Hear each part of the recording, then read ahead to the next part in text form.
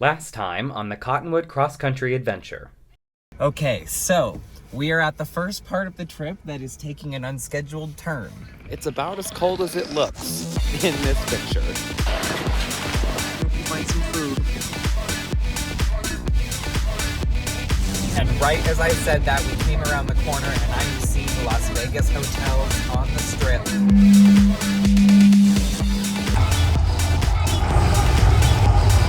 The woman got off the scooter and zipped out the front door.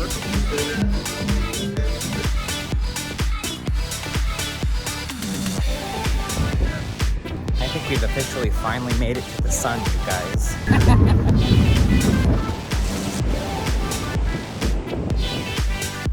Hey everyone, welcome back to the final episode of the Cottonwood Cross Country Adventure. My name is Andrew and I'll be your host. When my life circumstances suddenly changed, I went on a road trip for 12 days to gather inspiration, center myself, and build out the vision for what would one day become Cottonwood Loungewear. For more information on Cottonwood Loungewear and why I'm taking this trip, check out episode 1 in the description below. Make sure to subscribe to Cottonwood to see all the stops on this journey. But for now, let's get back on the road. This is the final episode of the Cottonwood Cross Country Adventure.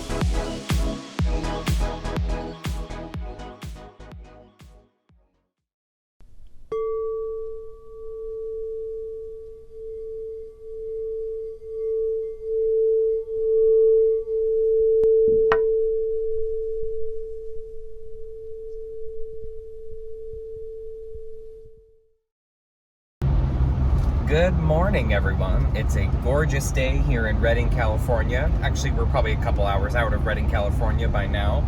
Up out in the hills and valleys where it's gorgeous. I think we're right by Mount Shasta, if I'm not mistaken. Drive's going real smooth. Definitely getting ready to get home soon. Our next stop is Coos Bay, Oregon, which is right next to North Bend, Oregon, where we'll be staying at the Itty Inn, which is a small hotel with some themed rooms. And we'll be staying in the Tiki Lounge room. So that will be fun to see, and I'll make sure to take some videos of that when we get there. Separately, you guys remember that really cool ring I bought that had obsidian and opal, and it was set in silver, and I showed it off after buying it in Calico? Well, I left that ring in a grocery store bathroom in Salinas, California, and didn't realize it until last night, and I had lost it forever, and it was a huge bummer. But then I was able to track down exactly which grocery store I left it at and just gave them a call just to see if maybe they had a lost and found department, but found out that some very kind customer actually found the ring and turned it into the lost and found at the grocery store. I cannot believe that. I was absolutely blown away and shocked when the manager told me that he had it. And not only did he tell me that he had it, he texted me a picture of the ring, and it is indeed the ring. So they are going to be mailing it back to me, and I will be so excited when I get it back. I'll have to take a video of me opening the mailbox when I get it. And a little update to that update. I texted the manager over the course of a few days and got him to ship the ring to me since I was already so far away by that point. And he confirmed the day that he shipped it, and he sent me a picture showing that he had the ring. So I have no reason to believe that he didn't ship it. So he shipped it, and I waited, and I waited, and I waited, and the ring never came.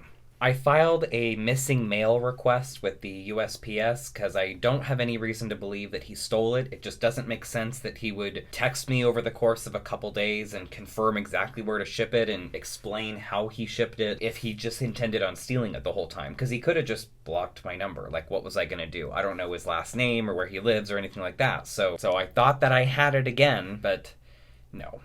This time, the loss slowly bled out of me that it is gone. It's not coming back. But then an update to that update, literally today, the day that I'm filming the confessionals on this portion of the show, I look in my mailbox and what do I find but a USPS wrapped up, ripped thing with the ring. Yes, the ring, the one that has been missing it's been over a month now since I originally lost it, and then it was lost again, and it was found again, and now it's back.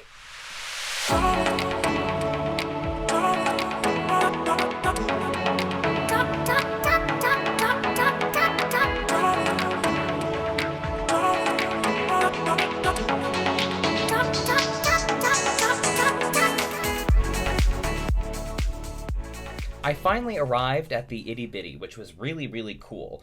The owner offered me a glass of locally brewed beer as he showed me around the property and explained kind of how to work with my room. This hotel is a shoes-off establishment, so I was asked to please take my shoes off and leave them in the front landing before you actually enter into the hotel room, which I thought was great. The room had tons of small details like painted murals, curated furniture and lighting, a funky bathroom, and a local soap maker that makes soap for the hotel. Each room is unique and themed.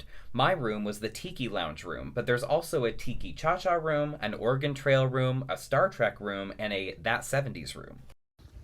All right, we are checked in at the Itty Bitty Inn here in North Bend, Oregon, and this place looks even cooler than it did in the pictures. Check out some of this really cool mid-century stuff all over the room. Tons of attention to detail all over, including this big mural for the Tiki Lounge. After a long and productive day, I took myself out for a nice Mexican dinner. The next day, good morning, everyone. Good morning, everyone. It is a cooler day here in North Bend, Oregon. We've got a little bit of rain. Here's that bridge that we drove over last night. And as you can see now, it's nice and foggy, very rainy. Really feels like home.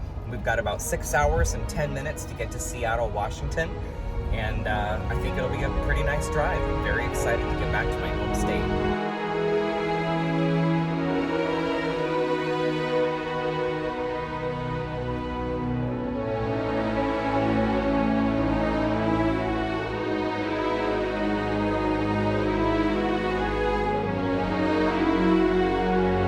I know I keep talking about the smells, but it smells so good. It's just like the air is this soup of oxygen and water. What a difference this feels like driving through the rain and cold weather when the last 1,000 miles or so of this journey has been through the sunshine. Once we get to Seattle, we will be staying at my parents' house in Eastlake, and then we'll be spending a full day in Seattle, just kind of relaxing, debriefing, and then we'll take a nice 4.5 hour drive back to Spokane, and we will be home. After thousands of miles, I finally made it back to my home state of Washington. It feels so relieving to know that I've made it home and nothing really bad happened on the majority of this trip. Obviously I did lose the ring, which is, I'm funny reading this because from between the time I wrote the script to now, like I have the ring back. But if that's the only bad thing that happened on a 12-day journey across the country, I will absolutely take that. But right here, nothing bad happened the whole time. Took a month to work out, but nothing bad happened. This is the proof. I spent the next day just resting, rejuvenating, and uploading a lot of the content that I'd filmed onto my computer. We are here in Seattle, Washington, on the final leg of our journey. We had a great sleep last night and a fun day today hanging out with relatives. Now tomorrow we will head back to Spokane. Tonight we are enjoying the sunset on the rooftop deck of my parents' house. So you can see here we've got the Seattle skyline and the Space Needle, which is of course always an excellent view to see. And then we've got Lake Union over here, where sometimes there are kind of lake concerts where they'll have people out in boats that perform concerts, and you can see them from the kind of the shoreline up here. And then over there you have Gasworks Park, which I don't know if I'll be able to zoom in, but no, I can't. But lots of really fun views here, pretty sunset, and man, really glad to be back in Washington. We are just now coming over Snoqualmie Pass, and my gosh, I could not have asked for a better day to go over the pass. It is nice and sunny outside. There's not a cloud in the sky, just like there was over in Seattle. And I think we're just coming up here quite quickly to a roadside stop called Thorpe, which is a really fun fruit stand and antique store upstairs.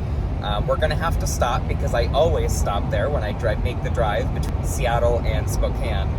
And I really, really hope that I don't find anything I like, because you guys, I am completely out of money. I absolutely need to make sure that we don't find anything that we like there.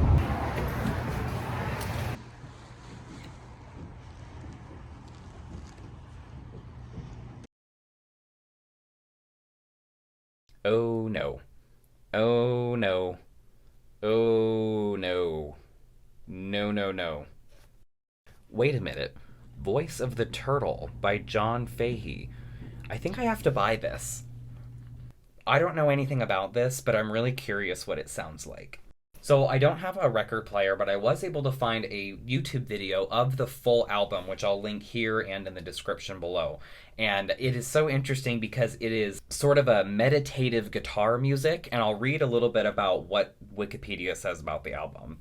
Recorded and released in 1968, this album is sort of meditative guitar. Wikipedia describes it as a combination of folk, psychedelia, early blues, country fiddles, ragas, I think I'm saying that right, and white noise. Groovy. I hit the road again and hoped I'd be able to get a shot at the scenic lookout off the highway, but it was closed this time. I love the drive from Seattle to Spokane, and there's not always a ton to look at, but I feel like I know every part of this drive really well, and it has a special place in my heart. Oh, I can smell how close to home we are. Alright, we just passed through Moses Lake a couple minutes ago, and we've got about an hour and a half, maybe a little bit longer, before we get to Spokane, Washington, which is our final destination. I have to say, we covered quite a bit of land, and it's hard to believe how many miles we've covered. We still have a little bit to go to get home, but as of right now, since we left home originally, we've driven 3,775 miles and have been driving in the car for 73 hours and 17 minutes, everybody. And to my surprise, it actually doesn't really feel like it's been that long, as far as like my body's not really that achy, or, you know, my bottom doesn't hurt or anything like that. I can feel it. We're getting so close to Spokane, I can almost taste it. Oh my God, we're home! I can't believe we made it home. Don't mind me, I'm just breezing into town after my cross-country road trip. This feels like a celebration, a victory. I made it! Oh, hi, Ruben. Oh, hi, Rubes. Hi. How's my dude?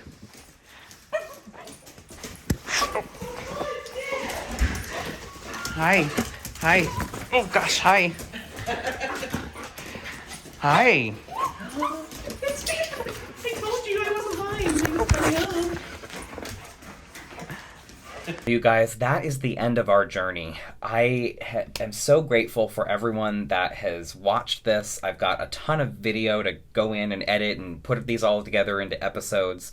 I am so grateful that I had the chance to take this journey and to be able to film it and bring it to you guys here on YouTube and whoever else is watching it.